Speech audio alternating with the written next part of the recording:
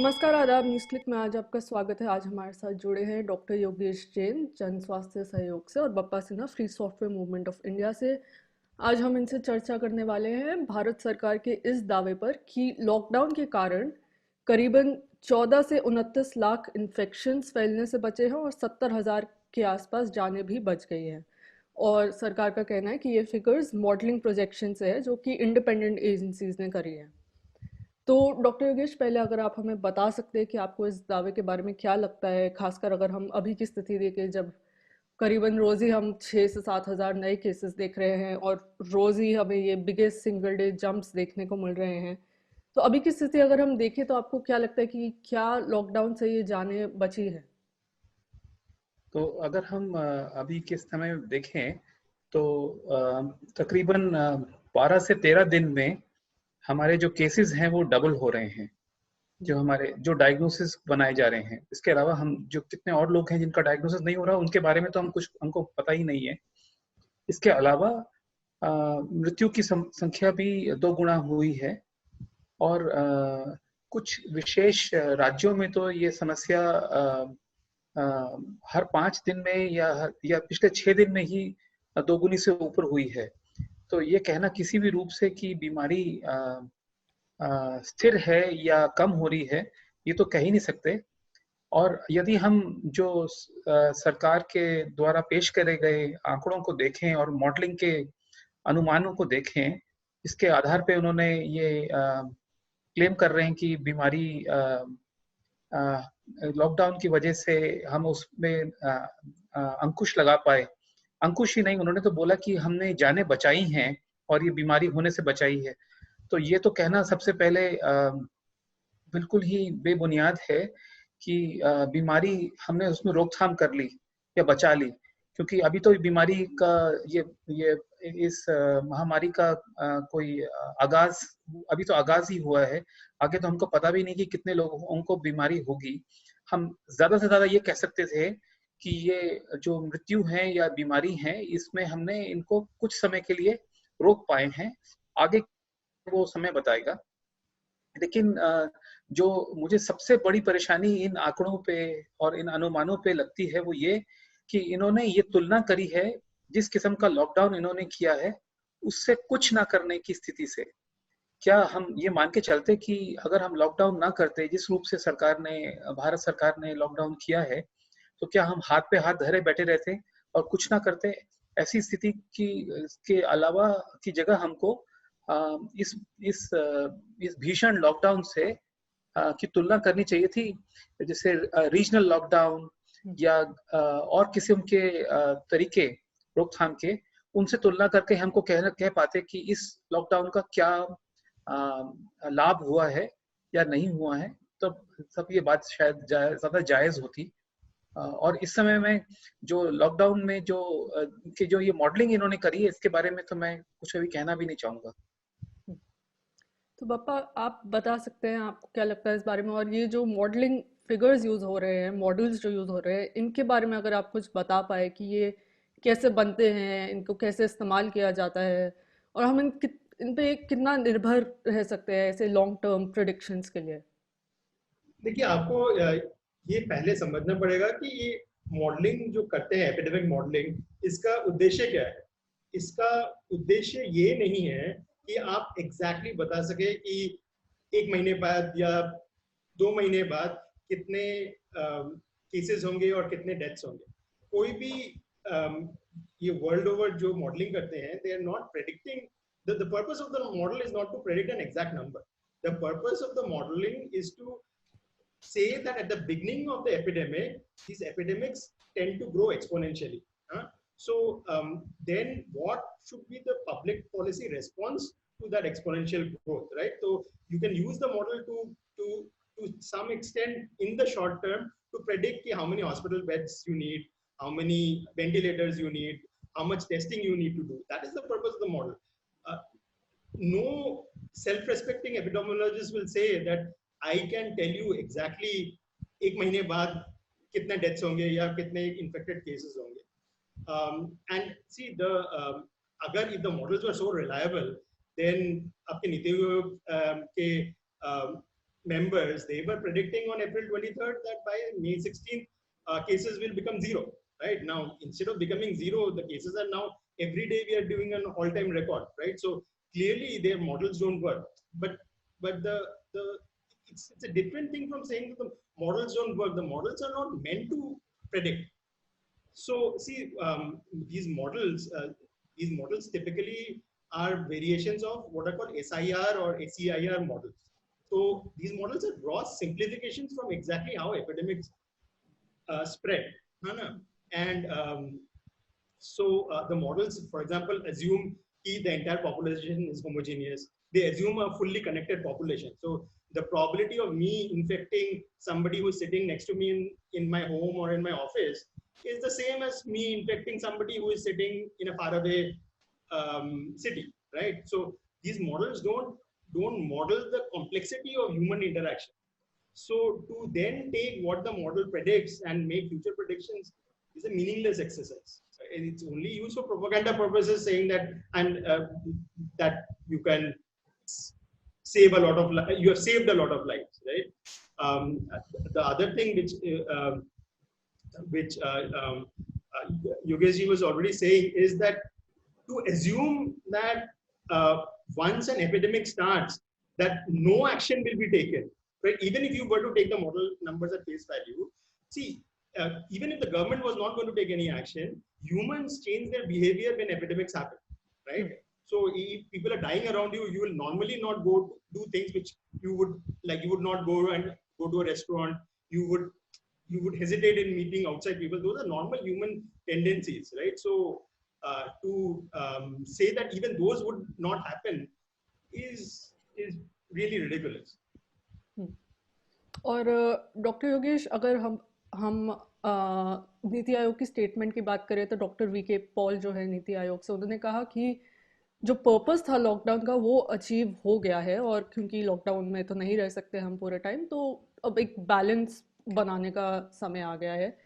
पर अगर हम अभी देखें तो कई रिस्ट्रिक्शंस हम हट रही हैं, और क्या आपको क्या लगता है कि ये जो रिस्ट्रिक्शंस हट रही है, क्या हम इसके लिए तैयार है? क्योंकि जो फाइनेंशियल पैकेज है उससे तो बेनिफिट्स नहीं मिले लोगों को, हमने देखने को ये मिला. तो रिस्ट्रिक्शंस हटाने की तो ज़रूरत पड़ रही थी क्योंकि लोगों को अपना लाइवलीहुड चलाना है. पर क्या हमारे पास इतने सेफगार्ड्स, इतनी सेफ्टी है कि हम ये रिस्ट्रिक्शंस हटा के अब इकोनॉमी चलाने की बात कर सकते हैं और इन्फेक्शंस पे भी कंट्रोल रख सकते हैं? तो इसमें हमको शायद ये मानना पड़ेगा कि जो लॉकडाउन था वो एक सोशल डिस्टेंसिंग का एक तरीका था, जिससे लोगों के बीच में जो संपर्क है, जो कम्युनिकेशन और कांटेक्ट है, वो हम कम कर पा रहे थे. इसमें मैं तो शुरू से मुझे विश्वास था कि इस किस्म का लॉकडाउन बिना सोचे हुए और बिना इसको ठीक से करे हुए भी लगाया गया. और जब ऐसा लगा कि अब इस लॉकडाउन को और अन्य मानवीय कारणों से इसको चालू नहीं रख सकते, तब इसको अब हटाने की बात करी जा रही है. तो और इसीलिए ये जो एक्सरसाइज हुई कि इसको डिफेंड करने की, इसकी वैल्यू को प्रमोट करने की, वो ऐसी बैठक में अभी पिछले हफ्ते ली गई. हाँ, अगर अभी हम कहें कि हमको लॉकडाउन हटाना है, जो कि हमें बहुत पहले कर लेना चाहिए था, हमको अभी भी कुछ हद तक जो सोशल डिस्टेंसिंग के जो अलग-अलग तरीके हैं, जिसमें लोगों के बीच में ऐसी जगह जहाँ पर ज़्यादा संपर्क होता है, खास तौर पे इंडोर वाले जो कॉन्टैक्ट्स हैं, उनको हमको कम करने की अभी भी प्रयास करना चाहिए. और उस लॉकडाउन के लिए जो जानकारी, उस किस्म के व्यवस्थाओं के लिए जो जानकारी हमें निरंतर कम से कम जिला स्तर पर या उससे भी छोटे ब्लॉक लेवल पर जानकारी के आधार पर हमको ग्रैनुलर एक ज़्यादा फोकस्ड सोशल डिस्टेंसिंग के तरीके अपनाने चाहिए, बजाय कि पूरे हिंदुस्तान में एक किस्म की लॉकडाउन की हम व्यवस्था करते.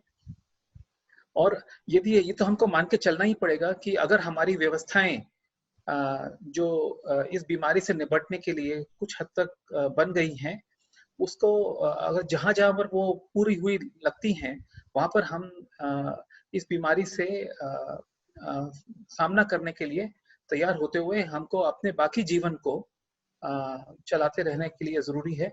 साथ में हमको बहुत जरूरी था कि हमारे स्वास्थ्य सुविधाएं, इससे हमको सिर्फ कोविड से होने वाले नुकसान के लिए ही तैयार नहीं होना था, लेकिन बाकी बीमारियों से वो तैयारी अगर पूरी है तो हमको लॉकडाउन बिल्कुल खोलना चाहिए। और बाकी जो तरीके हैं हमारे कि हमारे संस्कार में ये आए कि हम लोगों से कैसे दूरी बना पाएं, मास्क का उपयोग, और साथ में जहां पर भी हम छू रहे हैं वहां पर हम उसके बाद साबुन से हाथ धो पाएं और या वो व्यवस्था बना पाएं। तो लॉकडाउन हमको अब हटाने की पूरी जरूरत है, और इसमें सारे बाकी ध्यान करते हुए रीजनल एंड ग्रैनुलर लॉकडाउन की व्यवस्था बनाते हुए हमको अब खोलना ही चाहिए। पर आपको क्या लगता है कि सरकार की तरफ से कोई ऐसे स्टेप्स अच्छे से लिए जा रहे हैं कि हम सेफ तरीके से लॉकडाउन खोल पाए अभी, जो क्योंकि रिस्ट्रिक्शंस तो हट ही रही हैं, फ्लाइट्स आज दिल्ली में रिज्यूम हो गई, ट्रेनें चल रही है, तो इधर क्या अरेंजमेंट्स आपको बपादा आपको दिख रहे हैं कि ये लॉकडाउन जो है वो एक सेफ तरीके से हट रहा है? जो योगेश जी भी बोल रहे थे कि the the the purpose of the lockdown was to do, I think in my opinion the purpose of the lockdown was to do two things: build up your hospital infrastructure, your healthcare system response, so that when the cases come you're able to handle it. And second is that use the lockdown to do extensive testing and quarantine, which have worked in other countries, like in China and South Korea. In countries which have successfully tackled the epidemic, they use the period of the lockdown to do this. In our case, we have seen that the cases have continued to go up in spite of the lockdown, right? So the government ka jo assumption tha that the lockdown by itself will reduce the epidemic, that has clearly failed. So the way the government went into the lockdown without any planning, that has failed. And I think the way the government is coming out of the lockdown, again without any planning, it's not very encouraging, right? So the government doesn't seem to have a coherent plan at this point in time, like, according to me, to how to tackle this. Right now, clearly the lockdown has caused huge hardships to the people, which is again because of the government didn't plan for alleviating that hardship amongst the people, right? And the economy has taken a huge hit. So now we have no choice but to remove the lockdown. But have they taken the necessary steps that once the lockdown is removed, clearly interaction between people is going to increase. Now, which will increase the chances of the epidemic spreading. So what do you do in that situation? Do you have the infrastructure to do intensive testing and contract tracing? Remains to be seen. They couldn't do it with the lockdown. Without the lockdown, whether they would be able to do it or not, we will find out. तो ऐसे time पे जो ये modelling figures, modelling exercises है, इनका क्या सही इस्तेमाल किया जा सकता है लॉकडाउन खोलने के प्रिपरेशन में? So I don't know. The purpose of the modeling was to have build up the healthcare response capacity, right? I think you guys will be better able to answer whether that capacity has been built up or not. Looking from the numbers, it doesn't appear to be the case. मैं ये कहना चाहूँगा कि modelling was not the thing that, उसकी जानकारी से हमको कैसे लॉकडाउन हटाना है ये तो उम्मीद करना भी उचित नहीं था। इसके और तरीके थे लॉकडाउन को कैसे खोलना है, जिसके लिए सर्विलेंस जानकारी कि बीमारी कितनी, कौन से जिले में कितना है, कैसे फैल रही है, क्या उसका डबलिंग टाइम है, वो जानकारी को पूरे देश के स्तर पे ना करके अगर हम डिस्ट्रिक्ट लेवल को एक यूनिट बनाते, जिससे हम सर्विलेंस की जानकारी से हम ये तय कर पाते कि कौन से जिले को में किस किस्म की ढील लोगों में संपर्क की हम अनुमति दे सकते हैं, कहाँ पर हमको थोड़ा अभी और समय तक कुछ लोगों के बीच में संपर्क को अभी भी कम रखना है, ऐसे फैसले हमको करने होते। ICMR के माध्यम से ऐसे सर्विलेंस प्लान चल रहे हैं लेकिन मजे की बात यह है कि हमारे जो फैसले लेने वाले लोग हैं वो इन जानकारियों को भी, जो कि सर्वेलेंस की जानकारी बन रही है राज्य और जिला स्तर पे, उसको सुनते ही नहीं हैं और उसको अपने अपने कैलकुलस में रखा ही नहीं उन्होंने अपने फैसले लेने में। बहुत सारी जो अभी घोषणाएं भी हुई हैं वो जानकारी के आधार पर न होके किसी और कारणवश ली गई हैं, ऐसा प्रतीत होता है।